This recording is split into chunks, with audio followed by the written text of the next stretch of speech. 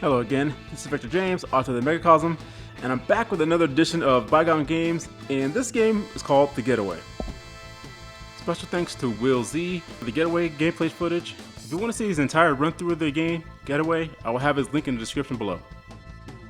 Now, there's really nothing special about The Getaway. I'm not going to lie, I'm going to say that up front.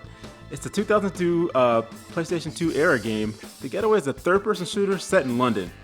Playing The Getaway in 2025, you may find the mechanics pretty underwhelming since games has advanced so much during the years, especially for third-person shooters, so you'll notice the subtle glitches that were a staple of the PS2 games. For a 2025 player, The Getaway probably feels pretty slow, and the mechanics are they're pretty generic and typical of the third-person shooter.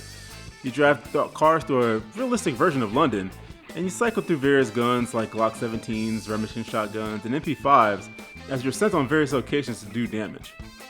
Like I said, mechanics-wise, there's nothing special about The Getaway, but you will really want to play this game because of the story.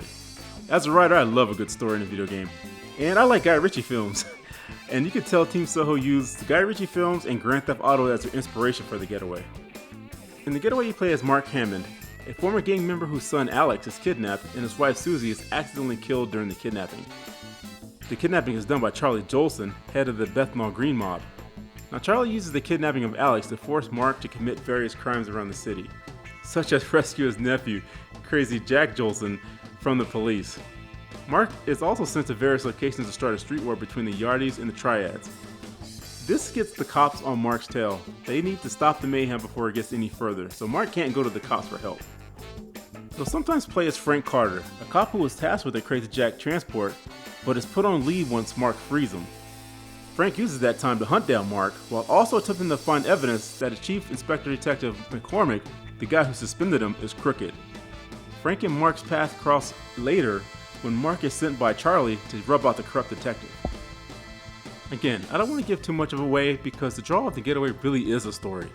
Team Toho did a great job of meticulously creating a 70 square block area of London at that time, and that is to immerse players into the story. So no, you won't see a HUD, you won't have a map, and there is no ammo counter. You'll know you're out of ammo when Frank or Mark drops their guns. You'll know how much damage you're taking by how much they're bleeding, and you'll figure out where to go while escaping from the cops who are out to end your rampage. So if you can look past The Getaway's dated PS2 mechanics, I would give this game a try just for the story alone. If you enjoy British gang shows and movies, you'll enjoy Getaway, I promise. Before I go, I just want to point out that I have one copy left of my book, The Asshole Adventures in physical. Of course, you can also buy it in Kindle. That's never going to sell out. That's a digital copy. If you go to my website, themegacosm.com, you can also buy it from my store, which is my shop, or you can still buy it again from Amazon. Also, I've put the link to my book, The Mark, which is selling really well. It's a novelette. You can read the description here.